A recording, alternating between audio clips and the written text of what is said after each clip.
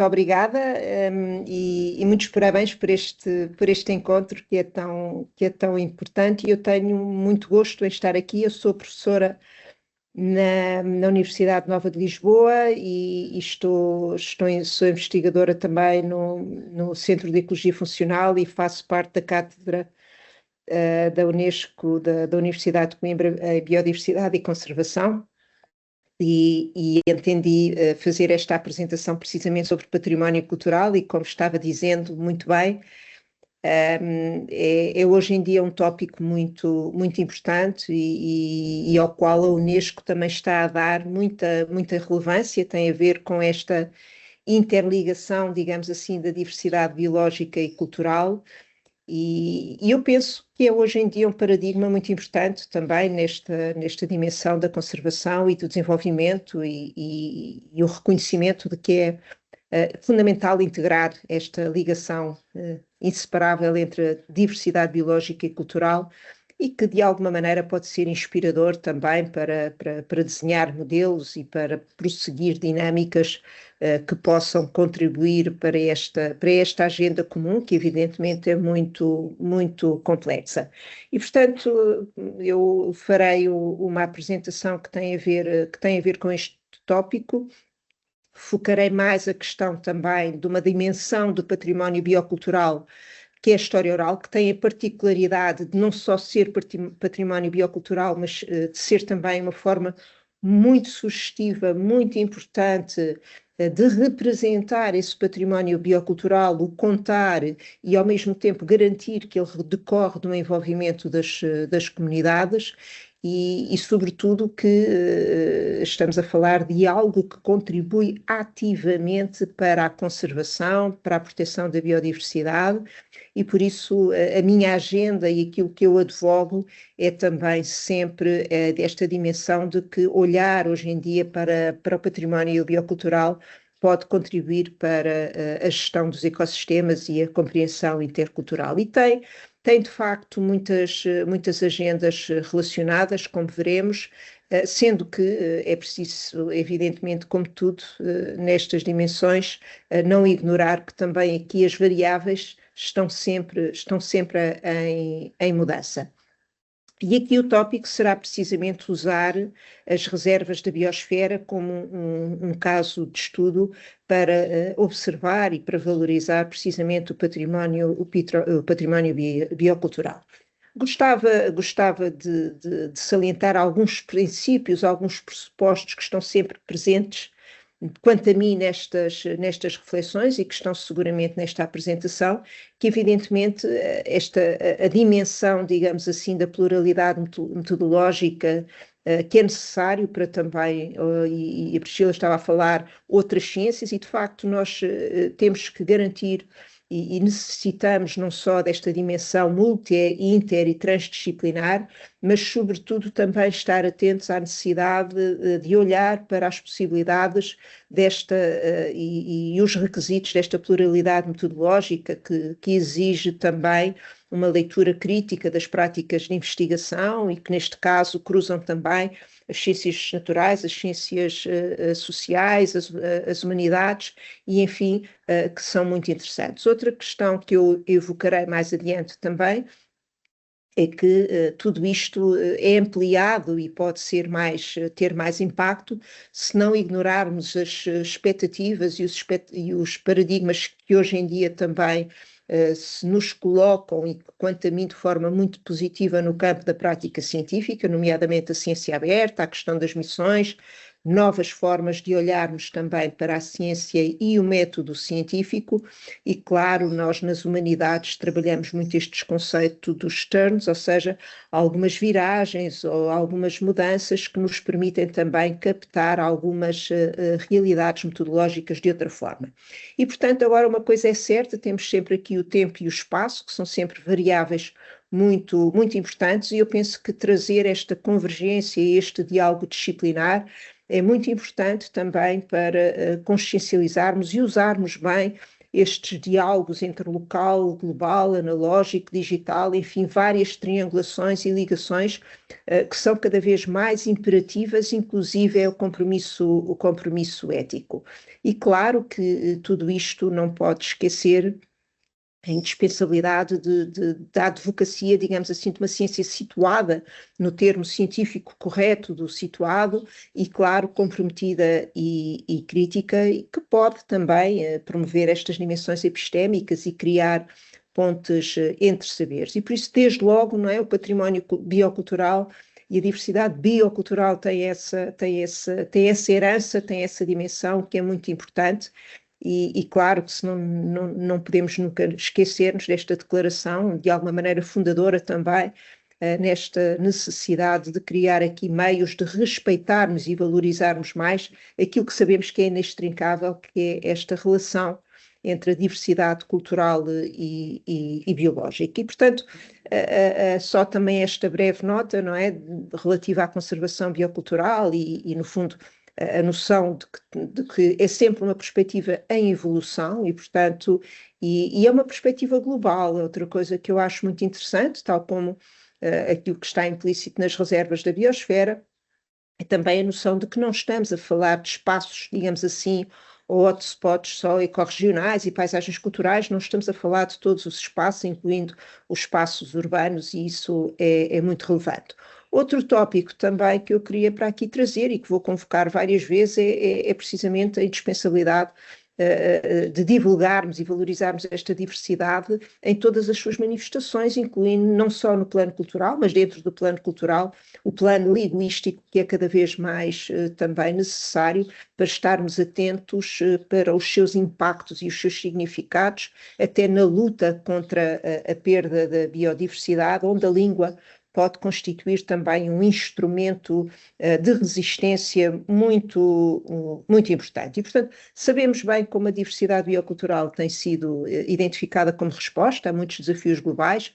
e é também com essa agenda que todos aqui estamos. Por outro lado, claro que a questão do conceito de património biocultural é importante e aqui a minha proposta é precisamente não esquecermos estes legados interconectados, não esquecermos o interesse de identificar e valorizar casos e contextos bem-sucedidos, que são muitos no plano internacional, e sem esquecer aquilo que é a convergência de tudo isto com a missão das próprias reservas da biosfera. E, portanto, as reservas da biosfera são aqui quase duplamente um interessante estudo de caso, porque não só exemplifica essa interseção entre diversidade biológica e cultural, como também nos proporciona modelos de práticas de conservação sustentável e onde, no fundo,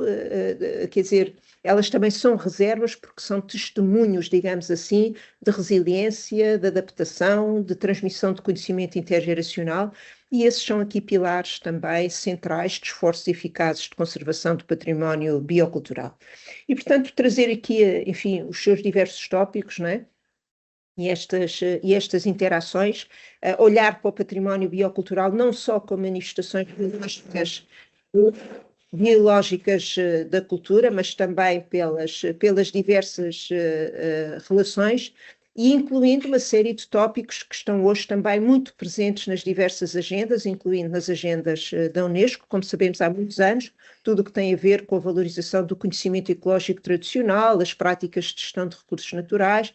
e, uma vez mais, a questão da língua, das linguagens, das expressões culturais, das crenças associadas à natureza, e tudo isso é importante não só para percebermos a relação que existe, mas também para conseguirmos identificar e valorizar esses legados interconectados para as gerações futuras. E, portanto, as práticas culturais, ou seja, como património biocultural, não é tudo o que é cultura, não é? Quer dizer, são de facto também essas práticas culturais que são efetiva e objetivamente contribuintes para a valorização e a conservação da natureza e da biodiversidade. E, portanto, não é tudo o que existe nos espaços de conservação que seja cultura, que é património biocultural, não nos podemos esquecer também, de repente isto não vale tudo, não é? de perceber que estamos a falar, sim, de práticas culturais e de dimensões culturais relacionadas com esse património natural, mas que mantenham esta cumplicidade da valorização e da conservação da natureza e da biodiversidade. Isto é, enfim, é apenas um exercício de ilustração daquilo que pode hoje em dia suscitar este conceito de património biocultural, que de facto nos convoca perante uma série de realidades, de afetos, de vivências, de culturas, que são extraordinariamente impressivas e que podem também ter aqui um diálogo muito interessante com as próprias práticas artísticas, sendo que temos muito património biocultural que é, aliás, expresso pelos próprios instrumentos musicais, pelas práticas, pela memória da música, pelas suas próprias representações. E, portanto, e evidentemente tudo o que tem a ver com outras expressões artísticas. E, por outro lado, quer dizer, também esta relação, não é, entre aquilo que é o património, a conservação no sentido do património e a conservação no sentido da natureza, que é muito, muito interessante também, no fundo, fazermos estas pontes linguísticas e ontológicas entre ciências e disciplinas que são diferentes e que acabam por ter aqui também uma convergência e uma ligação que é muito interessante sob o ponto de vista ontológico e epistemológico e, evidentemente, sob o ponto de vista ético também. E, claro, com outras agendas de bem-estar social, de representação, que são também muito importantes. Uma vez mais, não esquecermos esta natureza dinâmica, porque ela dá também força a esta ideia deste património e, claro, a diversidade dos diferentes grupos culturais como um ponto de partida para a vida sustentável com a biodiversidade. E por isso trata-se de salvaguardar, trata-se de destacar o papel das comunidades, de outros atores, ONGs, agências governamentais, ocupados e preocupados com esta salvaguarda e, evidentemente, não esquecer que isto está intimamente ligado também com a resiliência, a adaptação, a transmissão desse conhecimento.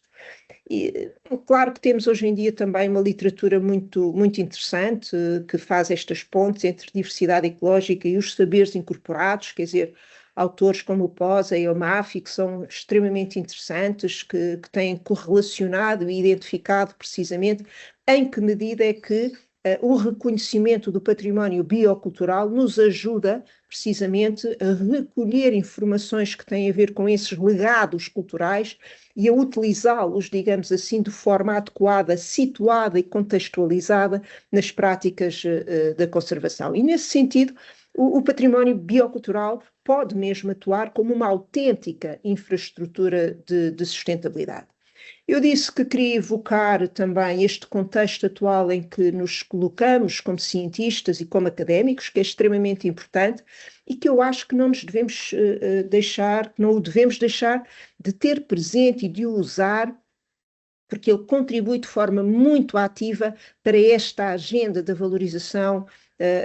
do património biocultural, neste caso específico, mas da conservação em geral, e claro que desde logo todo em contexto relacionado de uma forma abrangente e sintética com a ciência aberta é extraordinariamente importante, desde logo pelo reconhecimento da interligação entre a ciência, o conhecimento tradicional, os saberes, mas, por outro lado, os compromissos com a preservação desse saber, o envolvimento das comunidades e também a própria preservação do conhecimento científico. Esta ideia dos interconectados e interligados não ter só a ver com os seres vivos, ter também a ver, de facto, com esta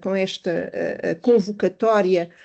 objetiva das ciências para mudar a própria forma como a ciência está a ser feita hoje em dia. Eu penso que temos todos consciência de que nós vivemos hoje também alterações profundas nos paradigmas e nas metodologias de fazer ciência e a própria sociedade hoje em dia vive um novo paradigma para a compreensão do mundo que importa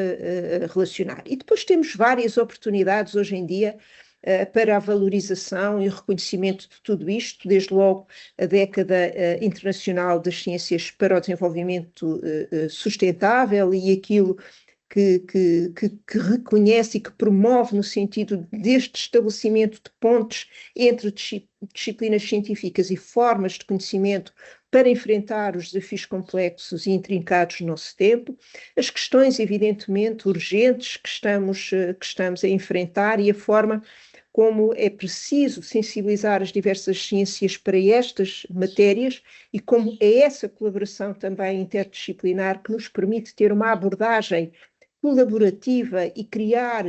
produzir conhecimento efetivamente útil para os decisores políticos em diversos patamares, inclusive aos poderes locais, e por isso, no fundo, temos também aqui este enquadramento que é muito, muito, muito importante, que a própria Unesco, de alguma maneira, proporciona. Enfim, não vou perder tempo com isso, gostava ainda também de referir o Pacto das Nações Unidas para o Futuro, em que pela primeira vez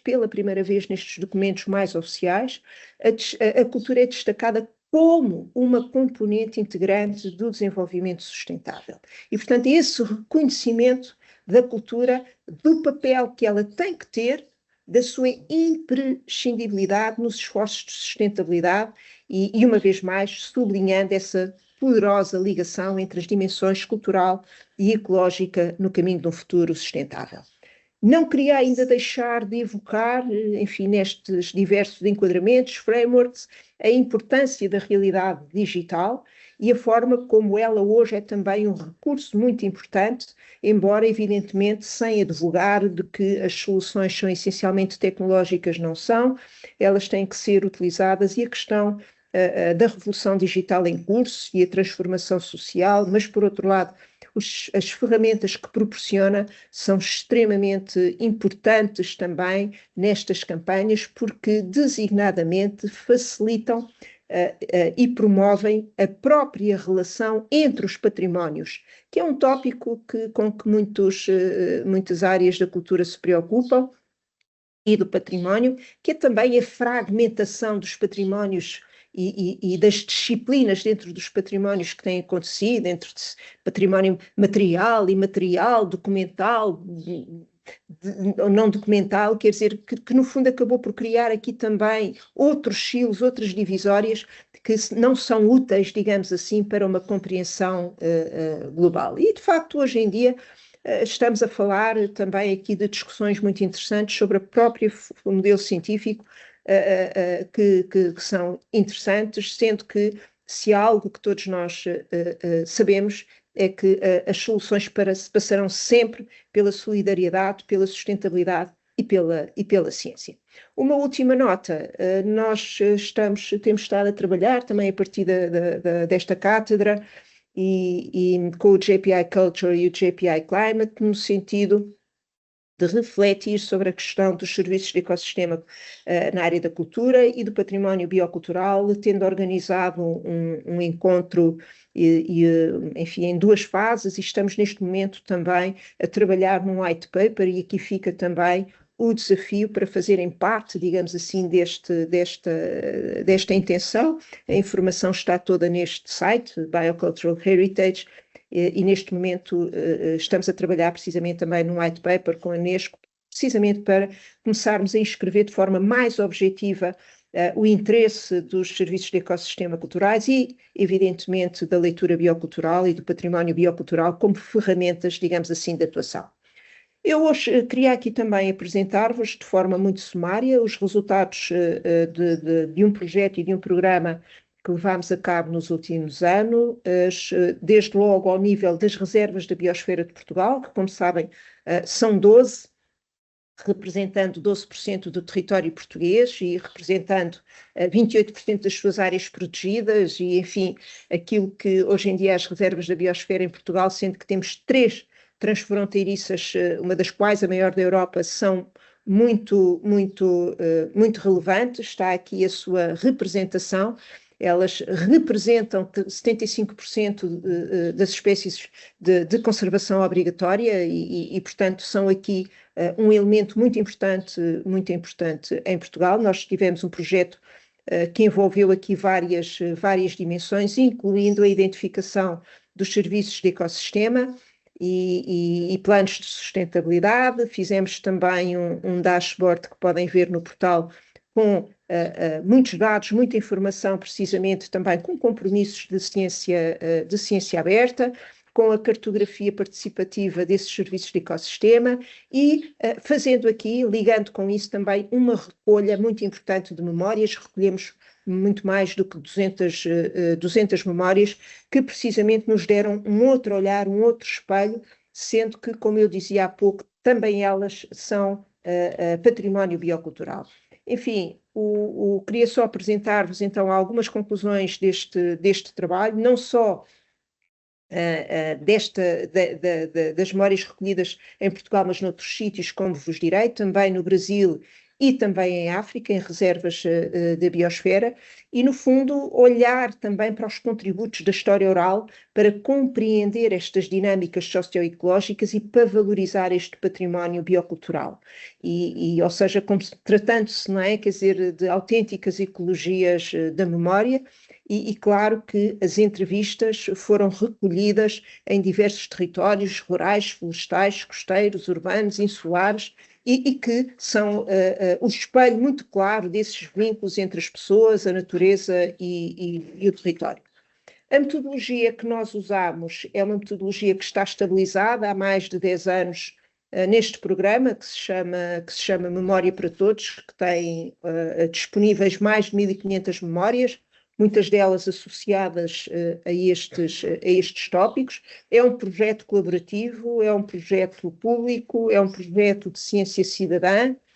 recolhe as memórias e recolhe também memorábila testemunhos associados, o que no caso do património biocultural é extremamente importante, porque estamos então a falar da representação também física, digamos assim, desse património, e tudo aquilo que é recolhido é trabalhado sob o ponto de vista e com todas as regras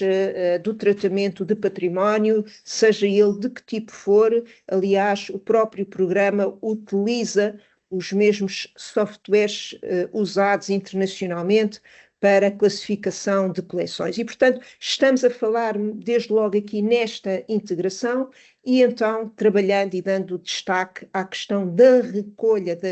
das memórias, que uma vez mais também são feitas em regime de colaboração e co-criação com as comunidades. E, portanto, é ouvir as comunidades e é trabalhar com elas e, a partir dos seus testemunhos, identificar contextos de resiliência, de fragilidade, de património, o que é muito, muito sugestivo. As memórias, esta é da Reserva da Biosfera de Santana, na Madeira, em Portugal, todas as memórias são trabalhadas, porque ter muitas horas só a falar, depois não é operativo e, portanto, a metodologia está estabilizada, como vos disse, e todas as memórias são indexadas, trabalhadas, tem ali a identificação dos tópicos minuto a minuto e claro que fazem parte de um coletivo e de um enorme conjunto de conteúdos, utilizando designadamente sistemas de indexação da própria Unesco. Em Portugal recolhemos 200 e muitas memórias, recolhemos também no Príncipe, recolhemos também no Brasil, e trabalhamos, tudo isto é trabalhado também geolocalizando tudo, ou seja, há aqui uma compreensão muito clara também, os brasileiros dizem isto muito bem, daquilo que é situado, não é? Portanto, a sua contextualização física também no espaço, com a compreensão da especificidade de cada território, seja ele de que natureza for. E, portanto, tudo isto, todos os materiais são geolocalizados e de forma abrangente. Quanto a este exercício, digamos assim, de observar esta ligação entre as memórias e o património biocultural, no fundo eu tentei organizar cerca de 400 memórias, são muitas memórias, foram muitas horas. Uma entrevista pode durar mais de 2 horas, normalmente 1 hora e meia, E olhando para estas memórias, cruzando-as com as dimensões do património biocultural e olhando-as como um mecanismo de intervenção, ela permite-nos simultaneamente também repensar o papel das comunidades nas políticas públicas, ambientais, territoriais, adotando uma abordagem inclusiva, situada e culturalmente enraizada. E, portanto, aqui a memória funciona, ela própria, como um dispositivo epistémico. Ou seja, há aqui esta ideia de justiça cognitiva, digamos assim, territorial, a partir das memórias situadas. Ou seja, a memória oral funciona também como uma espécie de tecnologia de leitura ecológica e permite ter uma produção localizada do conhecimento, na voz dos pescadores, dos agricultores, dos cuidadores da floresta, e ao mesmo tempo é um arquivo científico às vezes de longa duração, porque é portadora das memórias, digamos assim, de gerações anteriores, nomeadamente através das práticas que vão utilizando. E a esse nível funciona como este arquivo crítico que permite, então, também valorizar esse património biocultural entre o reconhecimento simbólico e, ao mesmo tempo, caminhar no sentido da redistribuição do poder e de uma devolução que tem que acontecer através de exposições, de oficinas, de projetos escolares, de curadorias partilhadas, mas, de facto, é uma dimensão extremamente importante e que merece e devia implicar um reconhecimento jurídico e uma integração nos planos de gestão e decisão. Dito por outras palavras, eu advogo que, efetivamente, o trabalho, o reconhecimento, a identificação deste património biocultural deve ser uma peça fundamental. Eu penso que também muitos debates na Unesco estão a caminhar nesse sentido, para ter uma espécie de reconhecimento jurídico sob o ponto de vista da sua integração nas discussões, nos planos de gestão e decisão. Eu organizei estas quase 400 memórias a partir de 6 eixos que me pareceram muito críticos naquilo que elas transportam e de facto, fiz até o exercício, digamos assim, de baixo para cima, ouvir estas 400 memórias e dizer como é que elas se relacionam, não é, com esta dimensão do património biocultural. E identifiquei 6 eixos em que elas são visíveis, que são estes. Enfim, não temos tempo, já tenho ali um sinal para terminar, não temos tempo para desenvolver cada um deles. Gostava apenas de dizer que há aqui uma noção muito clara deste sentido de pertença, a noção muito clara destas ecologias situadas e como as próprias comunidades têm consciência de que elas próprias formatam e são formatadas pelo território, esta consciência muito clara de interdependência, a noção dos saberes locais, uma percepção também muito séria daquilo que são as transformações e as ameaças do território pela voz das comunidades, que é diferente, é muito diferente, e ao mesmo tempo a forma como reivindicam essa participação nas políticas de conservação. Enfim, vários exemplos, o monte era tudo, a gente vivia dele, a terra se não for cuidada não dá. São coisas muito importantes que eles também vão partilhando e essa ligação não é abstrata. A ideia de que esses saberes também são um património vivo e ecológico, eles têm uma noção muito clara de que aquilo que conseguem dizer na sua fala, na sua língua, incluindo comunidades indígenas e não indígenas, significa que a capacidade, a disponibilidade para cuidar desse património natural aumenta, e isso é algo que a literatura também nos tem mostrado, e portanto não se pode descuidar essa dimensão, essa tal noção de interdependência dos locais e práticas culturais e efetivamente este desejo de participação. Por outro lado, dar-lhes isto, não é? Quer dizer, a visibilização destas vozes, a coautoria da decisão e destes casos de estudo onde o património biocultural pode efetivamente ser um fator de mediação e onde a memória pode ter aqui um papel também muito, muito importante. Enfim, termino com esta citação da Jane Goodall, que é sempre inspiradora, não é? E como ela, de facto, de forma muito simples, diz, não é? Quer dizer, uma boa história conta, ajuda-nos muito mais na conservação do que aquilo que nós imaginamos. Muito obrigada.